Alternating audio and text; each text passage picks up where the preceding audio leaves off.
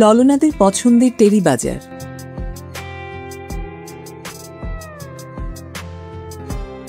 টেরি বাজার ঢাকার ইসলামপুরের পর দেশের দ্বিতীয় বৃহত্তম পাইকারি কাপড়ের বাজার।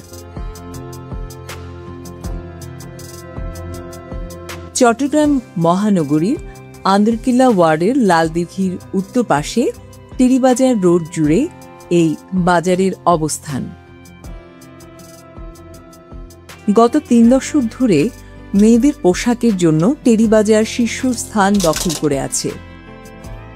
মেয়েদের পোশাক সামগ্রী ছাড়াও টেরিবাজারে পুরুষ পোশাকের থান কাপড়, ড্রেস তৈরির আনুষঙ্গিক দ্রব্যাদির পাইকারি কাপড়ের জন্য বিখ্যাত।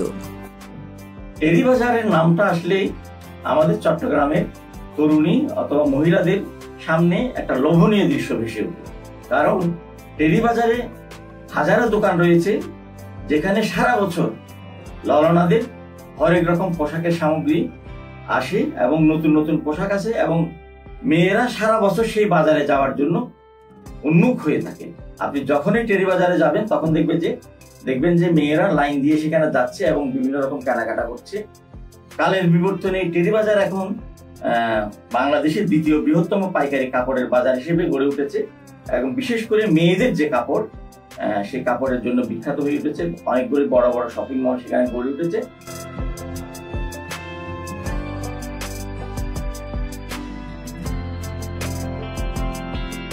আমরা আছি চট্টগ্রামের পাইকারি বাজার টেরিবাজারে, যেটি মহিলাদের ফ্যাশন এবং নিত্য নৈতিক যা মহিলারা ব্যবহার করে তার জন্য বিখ্যাত। এটি 2000 সাল থেকে শুরু হয়ে এখন পর্যন্ত চলছে এবং এটি পাইকারি বাজারের জন্য চট্টগ্রাম ছাড়িয়ে পুরা বাংলাদেশে এখন বিখ্যাত।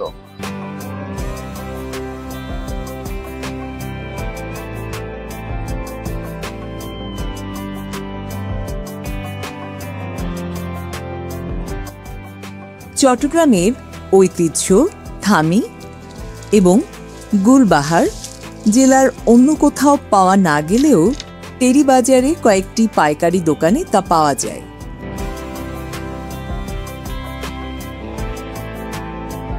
জানা যায় সড়কের দুই পাশে একসময় কয়েকটি ভাসমান দোকান ছিল। কালের বিবর্তনে সেই এলাকায় গড়ে উঠেছে দেশের দ্বিতীয় বৃহত্তম পাইকারি কাপড়ের বাজার। টেরিবাজারের যে সমস্যাটা হচ্ছে, অনেকগুলি রাস্তা সম্মিলিতভাবে এই টেরিবাজারে এসে এক হয়েছে। বিশেষ করে খাতুনগঞ্জে যে যাওয়া রাস্তা সেটা টেরিবাজারের উপর দিয়ে সরু একটি রাস্তা দিয়ে এই বৃহত্তর বাংলাদেশের পাইকারি বাজারের সমস্ত আমদানি রপ্তানির পণ্য যাওয়া আসা করাতে সারাক্ষণ টেরিবাজারের যানজট লেগে থাকে এবং টেরিবাজারের দোকানগুলোর রাস্তার উপর হওয়াতে সেখানে চলাফেরার কোনো ফুটপাত নাই, যে কারণে মেয়েরা এই বাজারে কেনাকাটা করতে গিয়ে সবসময় বিড়ম্বনার শিকার হয় এবং সেই সাথে বখাটেদের উৎপাত রয়েছে। সেজন্য আমাদের দাবি হচ্ছে যে ব্যবসায়ী সমিতি আছে তাদের মাধ্যমে এই টেরিবাজারের রাস্তা সংস্কার করে একটা ফুটপাতের ব্যবস্থা করলে অথবা মেয়েরা হাঁটা চলা করার জন্য আলাদা একটা লেন সৃষ্টি করলে এই বাজারটা আরো সমৃদ্ধ হবে এবং মেয়েরা আরো অধিক হারে সেই বাজারে যাবে।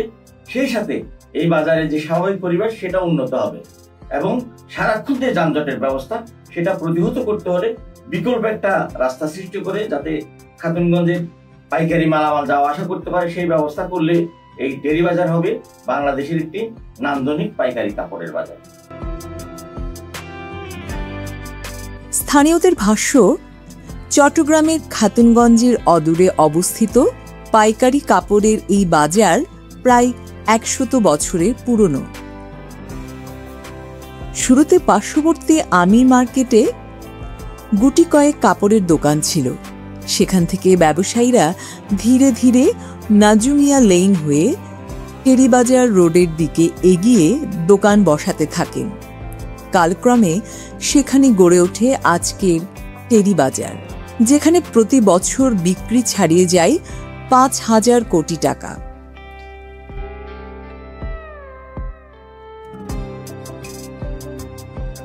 টেরিবাজারের নামকরণ নিয়ে সুনির্দিষ্ট তথ্য নেই। আমাদের গবেষণায় জানা যায় টেরি ফরাসি শব্দ থেকে এসেছে, একটি কাপড়ের ব্র্যান্ডের নাম।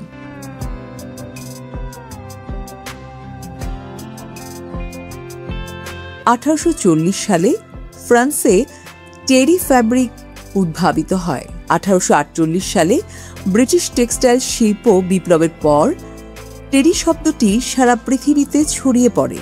সিল্ক ও সুতো দিয়ে তৈরি তোয়ালে জাতীয় কাপড় হচ্ছে টেরি।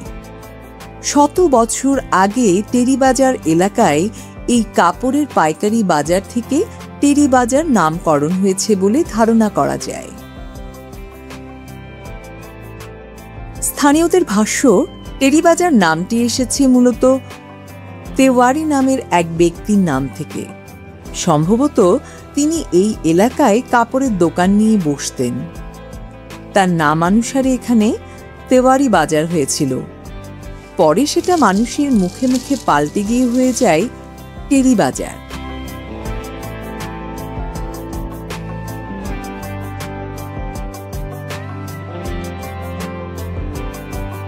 সারা বছর এখানকার ব্যবসায়ীরা যে পরিমাণ বিক্রি করেন তার 1/5 বেশি বিক্রি হয় ঈদ উপলক্ষে।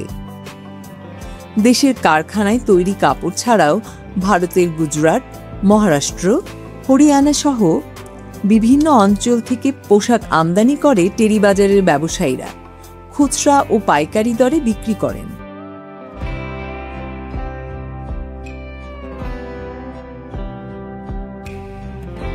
টেরি বাজার ঘুরে দেখা যায় দিনের বেলায় কিছুটা ফাঁকা থাকলেও সন্ধ্যা গড়াতেই লোক লোকারণ্যে হয়ে ওঠে পুরো এলাকা।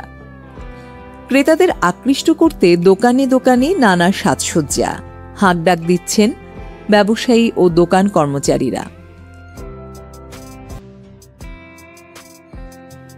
ব্যবসায়ীরা বললেন, কয়েক দশক আগেও টেরি বাজার ছিল শাড়ি ও থান কাপড়ের পাইকারি বাজার। 2000 সালের পর পাইকারির পাশাপাশি শুরু হয় খুচরা বিক্রি।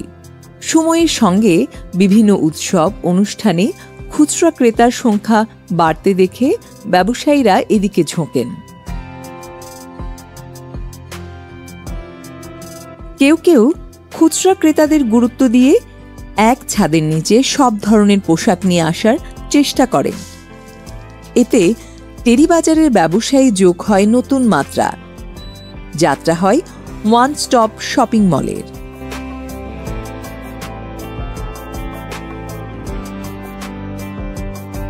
বর্তমানে মাসুম ক্লথ স্টোর, বধুয়া শপিং, মনে রেখো, রাজস্থান, মল 24, খাজানা ইত্যাদি ওয়ান স্টপ শপিং মলের সংখ্যা 30টি ছাড়িয়েছে টেরি বাজারে।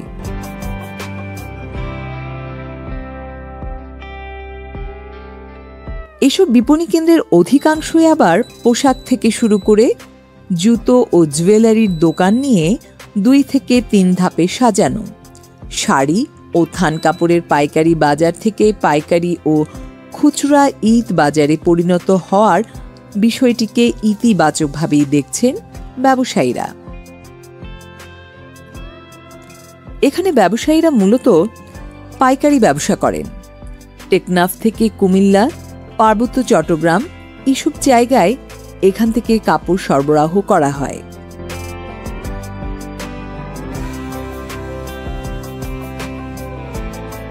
এখানে সব শ্রেণী পেশার মানুষ কেনাকাটার জন্য আসেন। এটা যেহেতু চট্টগ্রামের সবচেয়ে বড় পাইকারি মার্কেট, তাই সারা বছরই বেচাকেনা ভালো হয়। তবে ঈদের মৌসুমে একটু বেশি হয়।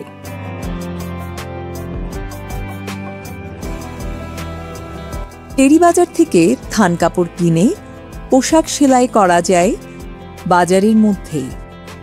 একে কেন্দ্র করে দর্জির দোকানও গড়ে উঠেছে শতাধিক। টেরি বাজারে এখন দোকান আছে 2000-এর মতো। বিভিন্ন ধরনের শপিং মল আছে 100টি। ওয়ান স্টপ শপিং মল রয়েছে অন্তত 50টি। ব্যবসায়ী সমিতির সদস্য সংখ্যা 2500।